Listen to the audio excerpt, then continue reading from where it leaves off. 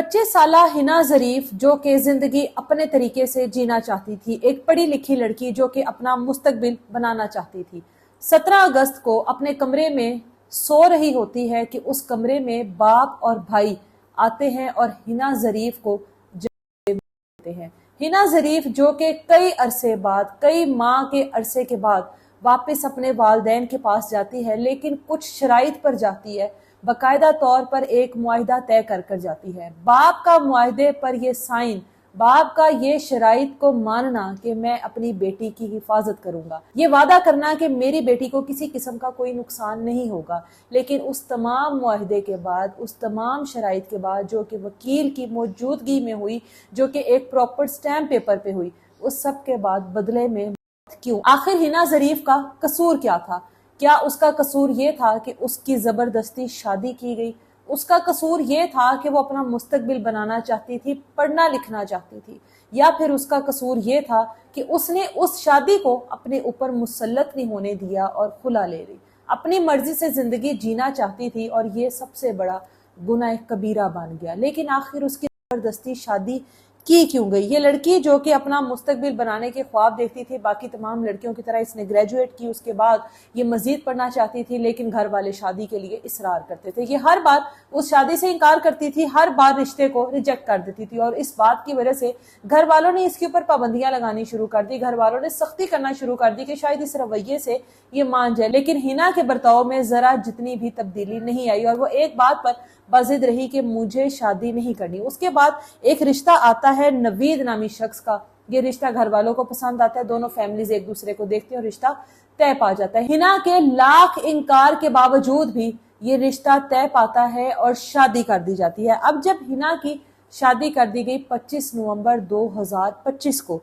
हिना की शादी हुई, रुखसती हुई और ये अपने घर चली गई। वो शादी जो घर वालों ने जबरदस्ती हिना के ऊपर मुसल्लत की थी। हिना से कई बार पूछा गया कि क्या किसी को पसंद करती हो, लेकिन कोई पसंदगी वाला भी मामला नहीं बताया गया कि कोई पसंद करती थी, किसी और से शादी करना चाहती थी, बस शादी नहीं करना चाहती थी। उसके पीछे क्या वजह थी वो हिना अपने साथ ही वो तमाम तर वजह को लेके चली गई। अब जब ये रुखसत होकर नवीद के घर जाती है तो कुछ ही दिन के बाद ये नवीद के घर से निकलती है, भागती है, फरार होती है और उसके बाद इस्लामाबाद से लाहौर आ जाती है। लाहौर में एक हॉस्टल में ये आती है और दाखिला लेती है मजीद पढ़ाई के लिए और उसके साथ साथ खुला दायर करती है और कुछ माह के अंदर अंदर इसको खुला की डिग्री भी मिल जाती है। यानी कि अब ये मुकम्मल तौर पर आज़ाद हो गई उन तमाम रिश्तों से जो कि इसके ऊपर ज़बरदस्ती मुसल्लत किए गए थे। अब इसकी एक दोस्त थी इस्लामाबाद में जिसके साथ ये मुसलसल राब्ते में थी और अपने घर वालों की तमाम तर इन्फॉर्मेशन उस दोस्त से लेती थी। वो दोस्त अक्सर कहती थी कि तुम्हारे घर वाले अक्सर तुम्हारे बारे में मेरे से पूछते हैं क्योंकि मेरे साथ तुम्हारी बहुत अच्छी दोस्ती है,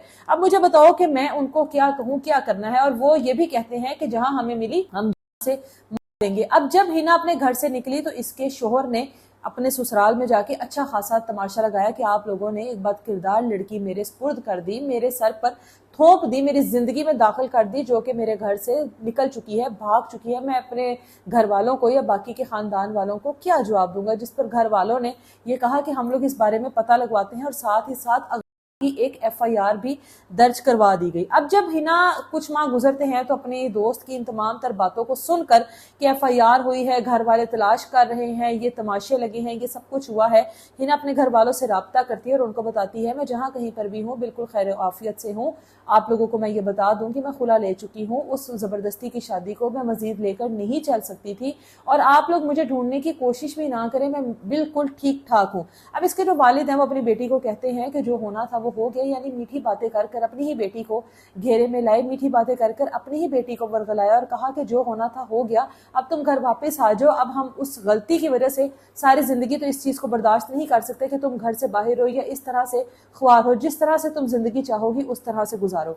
हिना अपने वालिदैन की बातों पर आती है, भाई की बातों पर, बाप की बातों पर आती है और उसके बाद अपने वालिद से ये कहती है कि मैं मुकम्मल तौर पर एक मुआहिदा तय करूंगी, आपके साइन करवाऊंगी, मेरी कुछ शराइत है, मैं आपको एक एड्रेस दूंगी, उस एड्रेस पर आना है और मेरी उन शराइत को मानकर फिर भी अगर आपको लगे कि मैं घर जा सकती हूँ तो मैं जरूर आपके साथ जाऊंगी। उसके बाद वकील के पास बुलाया जाता है, तमाम की तमाम फैमिली जो है वो पहुंचती है और उसके बाद जब सब घर वालों को ये यकीन हो जाता है कि ये खुला ले चुकी है तो एक मुआहिदा سائن ہوتا ہے اور وہ معاہدہ سائن ہوتا ہے باپ اور بیٹی کے درمیان۔ اس معاہدے میں شرائط رکھی جاتی ہے کہ گھر والوں میں سے کوئی میرے ساتھ مار پیٹ نہیں کرے گا، مجھے مکمل طور پر تحفظ دیا جائے گا، زبردستی میری کہیں پر شادی نہیں کی جائے گی، میں خلا لے چکی ہوں، مجھے واپس اس والے گھر میں یعنی کہ جو نوید نامی اس کا شوہر تھا اس کے گھر میں مجھے زبردستی نہیں بھیجا جائے گا، باقی کے خاندان والوں سے بھی مجھے تحفظ دیا جائے گا، موبائل فون ہر وقت آن رہے گا اور وہ جس سے چاہے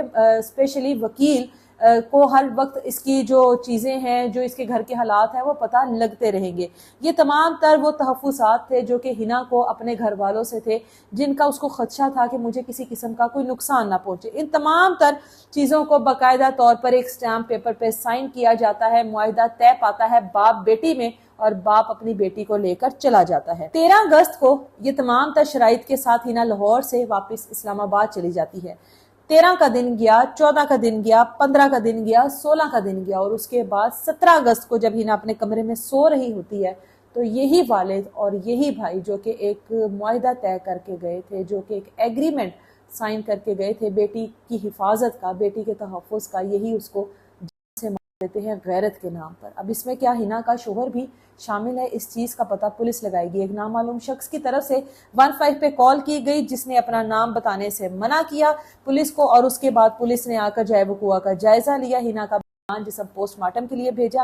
اب اس ہنا کے جان سے مار دینے میں مدعی کون بنتا ہے؟ یہاں پر مدعی ریاست کو بننا چاہیے، پولیس کو بننا چاہیے، تاکہ یہ باپ اور بیٹا واپس نہ آ سکے۔ یہاں پر قصور کس کا تھا؟ کیا ہنا کی وہ شادی جس شادی سے وہ خوش نہیں تھی، کیا وہ زبردستی کی شادی جو اس کے اوپر مسلط کی گئی تھی وہ ٹھیک تھی؟ کیا وہ اگر شادی نہ ہوتی تو اس طرح سے عزت کا کباڑا نکلتا؟ کیا گھر والے اس طرح سے خوار ہوتے؟ کیا ہنا اس طرح سے خوار ہوتی؟ کمنٹ سیکشن میں اپنی رائے کا اظہار ضرور کیجیے گا۔